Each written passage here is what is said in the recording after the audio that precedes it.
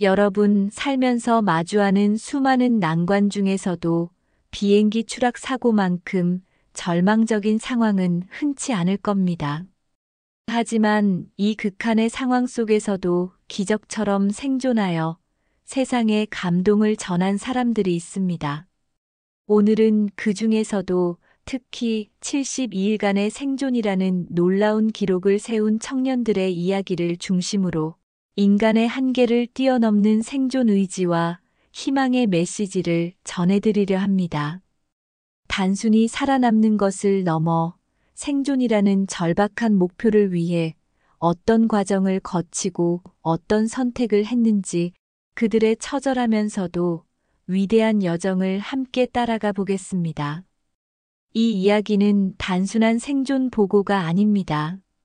그것은 인간 정신의 강인함과 극한 상황에서의 윤리적 선택, 그리고 공동체의 힘이 어떻게 작용하는지를 보여주는 심도 깊은 서사입니다. 우리는 이들의 경험을 통해 삶의 소중함과 역경을 극복하는 용기에 대해 다시 한번 생각해 보게 될 것입니다. 시간은 1972년 10월 13일로 거슬러 올라갑니다. 우루과이의 수도 몬테비데오에서 출발한 우루과이 공군 571편 페어차일드 FH-227D 항공기는 칠레 산티아고로 향하는 여정에 있었습니다. 이 비행기에는 우루과이 럭비팀 올드 크리스천스 소속 선수들과 그들의 가족, 친구들을 포함해 총 45명이 탑승해 있었습니다. 이들은 친선 경기를 위해 칠레로 가는 길이었으며 그들의 마음속에는 경기와 여행에 대한 설렘과 기대감이 가득했을 겁니다. 그들이 상상조차 하지 못했던 비극이 이들을 기다리고 있었습니다. 평범한 여행이 될 줄 알았던 이 비행은 그러나 곧 인류 역사에 기록될 비극이자 기적으로 변모하게 됩니다. 항공기는 안데스 산맥의 험준한 지형을 통과하던 중 갑작스러운 악천후와 조종사의 치명적인 판단 착오로 인해 경로를 이탈하게 됩니다. 당시 부조종사는 구름에 가려 시야 확보가 어려워지자 자신의 위치를 착각하고 너무 일찍 하강을 지시했습니다. 이 치명적인 실수는 결국 비행기를 통제 불능 상태로 만들었고 거대한 쇠뭉치는 칠레와 아르헨티나 국경에 걸쳐 솟아있는 웅장한 안데스 산맥의 한 지점, 해발 3,570m의 고지대에 무자비하게 추락하고 말았습니다. 비행기는 해발 3,570m 지점의 빙하지대에 충돌했고 동체는 두 동강이 나면서 탑승객들은 상상할 수 없는 충격과 함께 극한의 환경으로 내던져졌습니다. 추락의 충격은 엄청났습니다. 비행기가 산맥의 험준한 봉우리에 부딪히면서 동체는 두 동강이 났고 탑승자들은 그야말로 아수라장 속에서 사투를 벌여야 했습니다. 충돌 순간 비행기의 꼬리 부분이 떨어져 나가면서 그곳에 앉아있던 일부 승객들은 즉사했습니다. 나머지 승객들 또한 엄청난 물리적 충격을 견뎌야 했습니다. 안타깝게도 이 끔찍한 사고 직후 12명이 그 자리에서 목숨을 잃었습니다. 이들은 대부분 좌석에서 튕겨나가거나 동체 파손으로 인한 직접적인 충격으로 사망했습니다. 살아남은 이들 역시 심각한 부상, 골절, 뇌출혈 등으로 고통받았습니다. 부상자들은 영하 30도에 육박하는 혹독한 추위와 산소 부족, 그리고 상상을 초월하는 부상으로 인해 고통받아야 했습니다. 사고 현장은 순식간에 절규와 신음으로 가득 찼으며 산산조각 난 비행기 잔해와 얼음으로 뒤덮인 설산만이 그들의 비극적인 상황을 증언하고 있었습니다. 비행기 잔해는 곧 그들의 유일한 피난처이자 무덤이 될 위기에 처했습니다. 영하의 기온은 부상자들의 상태를 더욱 악화시켰고 살아남은 이들마저도 언제 죽음이 닥쳐올지 모르는 극한의 공포 속에서 하루하루를 버텨야 했습니다. 추락의 충격에서 벗어나기도 전에 또 다른 죽음의 그림자가 그들을 덮친 것이죠. 며칠이 지나지 않아 부상 악화와 추위로 인해 여러 명이 추가로 사망했습니다. 부상으로 인한 쇼크, 저체온증, 감염 등 복합적인 원인으로 인해 사망자는 점차 늘어갔습니다. 45명 중 상당수가 목숨을 잃었지만 이 절망적인 상황 속에서도 16명의 청년들은 기적적으로 살아남아 세상의 안데스의 기적이라 불리는 놀라운 생존기를 써내려가게 됩니다. 이들은 대부분 럭비 선수들이었기에 비교적 건강하고 강인한 체력을 지니고 있었으며 이것이 초기 생존에 큰 도움이 되었습니다. 이들의 생존 과정은 그야말로 처절함 그 자체였습니다.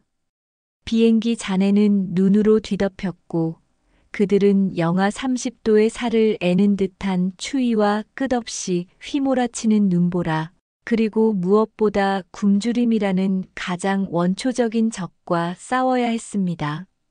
사고 발생 당시 비행기에는 약 8일치 분량의 비상식량이 있었지만 대부분이 추락 과정에서 유실되거나 손상되었습니다.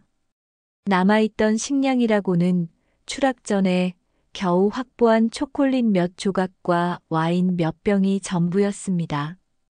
이마저도 며칠도 채 되지 않아 바닥을 드러냈고 그들은 이제 생존을 위해 상상조차 하기 힘든 선택의 기로에 놓이게 됩니다. 극한의 추위는 그들의 체력을 급격히 고갈시켰고 끊임없이 내리는 눈은 그들의 시야를 가로막고 탈출의 희망을 앗아갔습니다. 이들은 살아남기 위해 비행기 잔해를 이용해 임시 대피소를 만들고 옷가지와 비행기, 좌석 커버 등을 이용해 최대한 체온을 유지하려 노력했습니다. 하지만 해발 3,000m가 넘는 고산지대의 혹독한 자연 앞에서 이들의 노력은 한없이 미미하게 느껴졌습니다. 사고 발생 며칠 후 그들에게 한 줄기 희망처럼 다가왔던 것은 구조대의 수색 작업이었습니다. 비행기 추락이라는 대형 사고였기에 당연히 구조대가 올 것이라고 믿었던 것이죠. 그들은 비행기 잔해 위에서 필사적으로 구조 신호를 보내고 멀리서 들리는 비행기 소리에 귀를 기울이며 희망을 놓지 않았습니다. 라디오를 통해 외부 소식을 듣기 위해 노력했고 실제로 한때는 구조 비행기의 소리를 듣고 환호성을 지르기도 했습니다. 그러나 안타깝게도 조종사들은 이들의 잔해를 발견하지 못하고 지나쳤습니다. 시간이 흐를수록 희망은 점차 좌절로 변해갔습니다. 무려 10일간의 수색 끝에 구조대는 결국 생존자를 찾지 못하고 수색 작업을 중단하고 말았습니다. 수색 중단이라는 소식은 비행기 안에 고립된 생존자들에게는 사형 선고나 다름없었습니다. 그들은 라디오를 통해 이 절망적인 소식을 직접 들어야 했고 그 순간 생존자들의 심정은 이루 말할 수 없는 절망과 공포로 가득 찼습니다. 이제 그들은 외부의 도움 없이 오롯이 스스로의 힘으로만 살아남아야 하는 절망적인 상황에 직면했습니다. 이 소식은 생존자들에게 심각한 정신적 타격을 주었지만 동시에 우리 스스로 살아야 한다는 결연한 의지를 불러일으키는 계기가 되기도 했습니다. 수색이 중단되면서 생존자들은 극심한 절망에 빠졌지만 동시에 스스로 살아야 한다는 강력한 의지를 불태우기 시작했습니다. 그들은 극한의 환경에서 생존을 위해 인간으로서 감히 상상할 수 없는 그리고 인류의 보편적인 도덕률에 반하는 선택을 할 수밖에 없었습니다. 바로 사망자들의 인육을 섭취해야만 하는 상황에 이른 것입니다. 식량이 바닥나고 더 이상 버틸 수 없는 지경에 이르자 생존자들은 고심 끝에 이 극단적인 결정을 내리게 됩니다. 처음에는 모두가 거부감을 느꼈고 윤리적인 갈등에 시달렸습니다. 그러나 이들은 생존을 위해 모든 것을 내려놓아야 한다는 현실을 받아들였습니다. 이 결정은 그들에게 엄청난 정신적 고통을 안겨주었지만 살아야 한다는 생존 본능 앞에서는 그 어떤 고통도 이겨내야만 했습니다. 그들은 동료의 죽음 앞에서 죄책감과 동시에 살아야 한다는 절박함을 느꼈을 겁니다. 단순히 살아남는 것을 넘어 동료들의 희생을 헛되이 하지 않기 위해 자신들이 살아서 이 이야기를 전해야 한다는 책임감도 느꼈을 것입니다.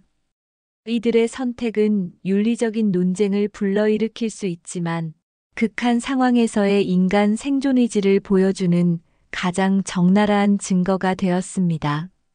이후 생존자들은 이 경험을 통해 인간으로서 감당하기 힘든 죄책감과 함께 삶의 소중함을 깨닫게 됩니다. 이들은 이 행위를 신성한 식사라고 불렀고, 이는 그들의 생명을 유지하는 유일한 수단이었습니다. 생존자들은 서로 의지하며 구조될 방법을 모색하기 시작했습니다. 단순히 기다리는 것만으로는 희망이 없다는 것을 깨달은 것이죠. 비행기 잔해 속에서 시간을 보내는 것은 결국 죽음을 의미한다는 것을 직감한 것이죠. 그들은 외부 세계와 접촉하기 위한 방법을 끊임없이 고민했습니다. 비행기의 부서진 부품들을 활용하여 무선 송신기를 고치려 시도했지만 성공하지 못했습니다. 결국 그들은 직접 걸어서 외부 세계로 나가 구조를 요청해야 한다는 결론에 도달했습니다. 이 결정은 그들 중에서도 가장 체력이 좋고 정신력이 강한 이들에게 막중한 임무가 부여되었음을 의미했습니다. 그들 중 체력이 가장 좋았던 두 청년 난도, 파라도넨도 PARRADO와 로베르토 카네사러베토 CANESSA는 동료들을 살리기 위해 스스로 목숨을 건 여정에 나서기로 결심합니다. 이들의 나이는 당시 20대 초반에 불과했지만 그들의 어깨에는 남은 동료들의 생명이 달려 있었습니다. 해발 4,000m가 넘는 설산을 가로질러 문명 세계를 찾아 나선 것입니다. 이들은 얇은 옷과 최소한의 장비만을 가지고 영하의 추위와 눈보라, 그리고 미지의 위험이 도사리는 설산을 10일 동안 무려 70km나 걸었습니다. 그들은 낮에는 햇볕에 눈이 녹아내리는 것을 막기 위해 비행기 좌석에서 뜯어낸 선글라스를 착용했고, 밤에는 서로의 체온을 나누며 혹독한 추위를 견뎌냈습니다. 눈사태와 빙하 균열의 위험 속에서도 오직 동료를 살리겠다는 일념으로 전진했습니다. 이들의 여정은 단순한 이동이 아니었습니다. 그것은 죽음을 각오한 용기와 동료에 대한 헌신, 그리고 삶에 대한 강력한 의지의 발현이었습니다. 고산병, 동상, 탈진 등 온갖 고통과 싸워가며 그들은 인내심의 한계를 시험했습니다. 마침내 10일간의 사투 끝에 그들은 칠레의 한 목동을 만나 극적으로 구조를 요청할 수 있었습니다.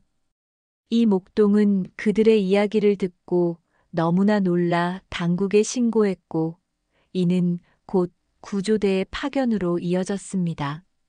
난도 파라도와 로베르토 카네사의 구조 요청은 곧 전 세계의 안데스 산맥에서 비행기 추락, 사고 생존자들이 발견되었다는 놀라운 소식으로 전해졌습니다. 이 소식은 전 세계 언론을 통해 대서특필되었고, 많은 이들에게 충격과 함께 희망을 안겨주었습니다. 그리고 사고 발생 72일 만에 마침내 구조 헬기가 그들이 고립되어 있던 비행기 잔해로 날아왔고 잔해 속에 남아있던 14명의 생존자들은 극적인 재회를 맞으며 구출될 수 있었습니다. 이들은 모두 심각한 영양실조와 탈진 상태였지만 생존했다는 사실만으로도 기적과 다름없었습니다. 72일이라는 길고도 처절했던 시간 동안 그들은 죽음의 문턱을 수없이 넘나들며 살아남았고 이들의 생존은 안데스의 기적이라 불리며 전 세계인들에게 희망과 감동을 주었습니다. 이들의 이야기는 단순히 한 편의 사고가 아니라 인간이 얼마나 강인한 존재이며 절망 속에서도 희망을 잃지 않는다면 어떤 기적도 일어날 수 있다는 것을 보여주는 살아있는 증거가 되었습니다.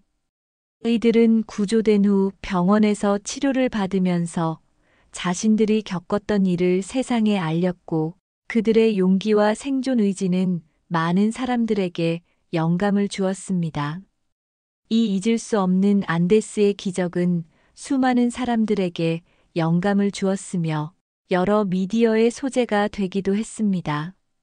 특히 1993년에는 이 사건을 다룬 영화 얼라이브 얼라이브가 제작되어 전 세계에 큰 반향을 일으켰고 생존자들의 시련과 희망을 생생하게 스크린에 담아냈습니다. 최근에는 넷플릭스에서 소사이어티 오브 더 스노우 서사이어티 오브 더 스노라는 제목으로 다시 한번 영화화되어 현대 관객들에게도 이들의 이야기를 전달하며 큰 인기를 얻고 있습니다. 이 두 영화는 안데스 산맥에서의 생존자들의 투쟁을 각기 다른 시각에서 다루면서도 그들의 용기와 인간적 연대에 대한 메시지를 강력하게 전달하고 있습니다. 이처럼 안데스의 기적은 단순한 생존기를 넘어 인간 정신의 승리를 보여주는 불멸의 기록으로 남아 있습니다. 이 사건은 윤리적 논쟁을 불러일으키기도 했지만 궁극적으로는 생존을 위한 인간의 처절한 노력과 공동체적 유대감의 중요성을 부각시키며 오래도록 기억될 것입니다. 이 외에도 세계 곳곳에서는 놀라운 생존 사례들이 보고되곤 합니다. 1971년 12월 24일 페루 상공에서 LANSA 508편 비행기가 번개에 맞아 공중 분해되는 끔찍한 사고가 발생했습니다. 이 사고로 91명의 탑승객 중 단 한 명만이 살아남았는데 그녀가 바로 당시 17세였던 독일인 줄리안의 퀘프케제이우엘IAN이 KOEPCK였습니다. 그녀는 좌석에 묶인 채 무려 3000m 상공에서 아마존 열대 우림으로 추락했지만 기적적으로 살아남았습니다. 추락의 충격으로 기절했던 그녀는 의식을 되찾았을 때 주변에 아무도 없다는 것을 알았습니다. 그녀는 찢겨진 옷과 부상당한 몸으로 정글 속에서 홀로 걷기 시작했습니다.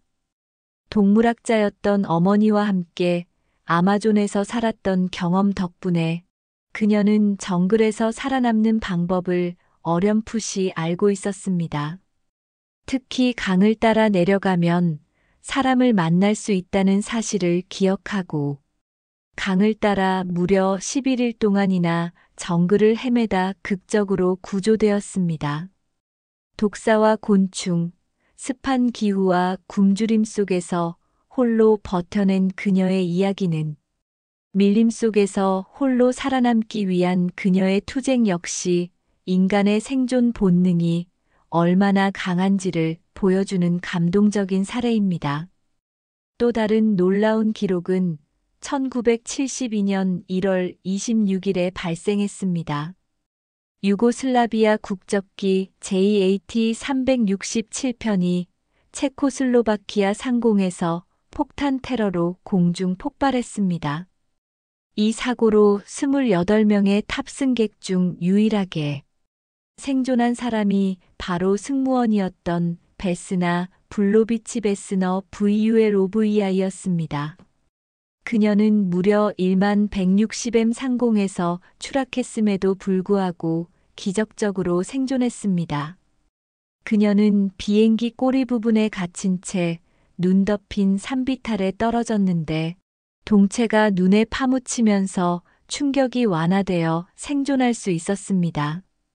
그녀는 척추 골절, 두개골 골절, 다리 골절 등 심각한 부상을 입었지만 목숨을 건졌고 낙하산 없이 가장 높은 곳에서 추락 후 생존한 기록으로 기네스북에 등재되기도 했습니다. 이처럼 과학적으로 설명하기 어려운 기적적인 생존 사례들은 인간의 생명력이 얼마나 강인한지, 그리고 알 수 없는 요인들이 생존에 얼마나 큰 영향을 미칠 수 있는지를 보여줍니다. 이들의 이야기는 단순한 우연을 넘어 인간의 생존, 의지가 발휘되는 순간은 예측할 수 없는 방식으로 다가올 수 있음을 증명합니다. 최근에도 이와 비슷한 놀라운 생존 사례가 있었습니다. 콜롬비아에서는 2021년 5월 1일 아마존 열대 우림에서 소형 비행기가 추락하는 사고가 발생했습니다. 이 비행기에는 7명의 탑승객이 있었는데 그중 4명의 어린이 당시 13세, 9세, 4세, 1세가 40일이 넘는 기간 동안 정글에서 살아남아 구조되었습니다. 이들의 어머니는 사고 직후 사망했지만 가장 큰 아이인 레슬리, 무쿠투이에리에스LY MUCUTUI는 어린 동생들을 이끌고 정글 속에서 생존했습니다. 이들은 원주민 지식과 본능을 활용해 식량을 찾고 위험을 피하며 기적적으로 살아남았고, 이는 전 세계에 큰 감동을 안겨주었습니다. 이 이야기는 앞서 언급된 미셸 뒤산 미셸 DUSAN의 사례와는 별개의 사건이지만 정글에서의 어린아이들의 생존은 인간의 회복력과 가족 간의 유대감이 얼마나 강력한지를 보여주는 또 다른 증거가 됩니다. 또한 2025년에는 인도에서 이륙 직후 추락한 에어인디아 여객기 사고에서 영국 국적의 승객 1명이 유일하게 생존하는 일이 발생했습니다. 그는 비상구 근처 좌석에 앉아 있었으며 사고 후 스스로 걸어 나와 구조를 기다렸다고 합니다. 이 사례들은 절망적인 상황 속에서도 생존의 가능성이 존재한다는 것을 다시 한번 일깨워줍니다. 모든 사고가 절망적인 결과로 이어지는 것은 아니며 특정 조건과 대처 능력에 따라 기적이 일어날 수 있음을 보여줍니다. 그렇다면 항공사고 발생 시 생존 가능성을 높이는 요소에는 어떤 것들이 있을까요? 비행기 추락이라는 극단적인 상황에서도 생존 가능성을 조금이라도 높일 수 있는 몇 가지 중요한 요인들이 있습니다. 첫째, 좌석 위치입니다. 일부 연구 결과에 따르면 항공기 뒷부분 좌석의 생존 확률이 앞부분보다 더 높다고 합니다.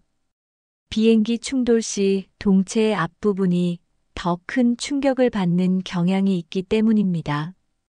또한 비상구 근처 좌석은 비상 탈출 시 더 유리한 위치를 제공하여 화재나 침수 등 추가적인 위험이 발생했을 때 신속하게 대피할 수 있어 생존 확률을 높일 수 있습니다. 따라서 항공권을 예약할 때 이러한 점을 고려하는 것도 도움이 될 수 있습니다. 하지만 어떤 좌석이든 간에 비상구의 위치와 탈출 경로를 미리 숙지하는 것이 가장 중요합니다. 둘째, 사고 발생 시 승객이 취해야 할 가장 중요한 행동 중 하나는 바로 충격 방지 자세 브레이스 포지션을 취하는 것입니다. 불시착이 임박했다는 기장의 안내 방송이 나오면 승무원들은 충격 방지 자세를 취할 것을 지시합니다. 머리를 숙이고 무릎을 감싸 앉는 자세는 충격으로부터 신체를 보호하여 심각한 부상, 특히 머리와 척추 부상을 줄일 수 있습니다. 이 자세는 신체의 움직임을 최소화하고 충격 에너지를 분산시켜 생존의 치명적인 부상을 예방하는 데 효과적입니다. 비행기 안전 비디오에서 보여주는 자세를 평소에 주의 깊게 보고 숙지하는 것이 중요합니다. 셋째, 신체 조건과 정신적 준비입니다. 흥미로운 점은 신체 조건이 생존에 영향을 미칠 수도 있다는 의견입니다. 예를 들어 저혈압인 경우 출혈이 늦어져 생존에 도움이 될 수 있다는 분석도 있습니다. 물론 이는 모든 경우에 해당하는 것은 아니지만 사고 발생 시 신체적 반응이 생존에 영향을 미칠 수 있음을 시사합니다. 또한 평소에 비상 상황에 대한 정보를 숙지하고 침착하게 대처할 수 있는 정신적 준비 또한 중요합니다. 갑작스러운 사고는 패닉을 유발하기 쉽지만 냉정함을 유지하고 배운 대로 행동하는 것이 생존 가능성을 높이는데 결정적인 역할을 할 수 있습니다. 생존자들의 증언에 따르면 침착하게 생각하고 행동하는 것이 혼란 속에서 질서를 유지하고 효과적인 대응을 가능하게 했다고 합니다. 가장 중요한 것은 사고 후 대처입니다. 항공기 사고는 예상치 못한 상황에서 발생하며 사고 직후의 몇 분이 생존에 결정적인 영향을 미칠 수 있습니다. 침착함을 유지하고 승무원의 지시에 따르는 것이 최우선입니다. 승무원들은 비상상황 대처에 대한 훈련을 받으므로 그들의 지시는 생존자들을 위한 최선의 선택일 가능성이 높습니다. 또한 비행기에서 탈출할 때는 소지품을 챙기기보다는 신속하게 탈출하는 데 집중해야 합니다. 출입구가 막혔을 경우를 대비하여 다른 비상구를 찾는 연습도 필요합니다.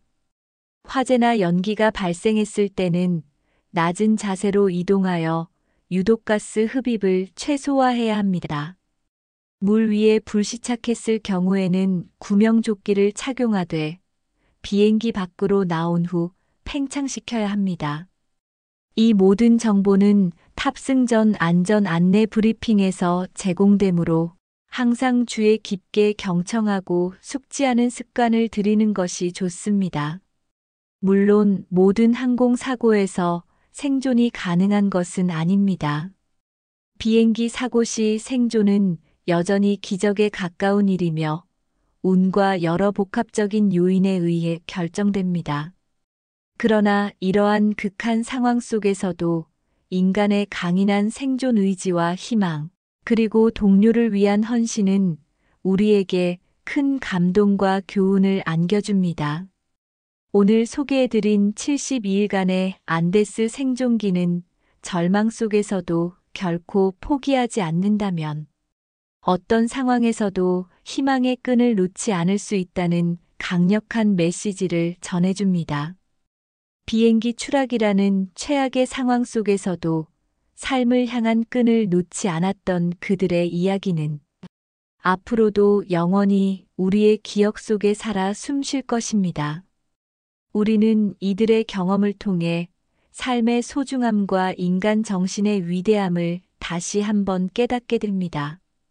재난 상황에서 인간이 보여줄 수 있는 극한의 용기와 연대, 그리고 생존을 위한 투쟁은 우리에게 깊은 울림을 주며 역경 속에서도 희망을 잃지 않는 용기를 불어넣어 줄 것입니다. 이 모든 이야기가 단순한 옛날 이야기가 아니라 우리 모두의 삶에서 마주할 수 있는 어려움 속에서 희망을 찾고 극복하는 데 필요한 영감을 주기를 바랍니다. 감사합니다.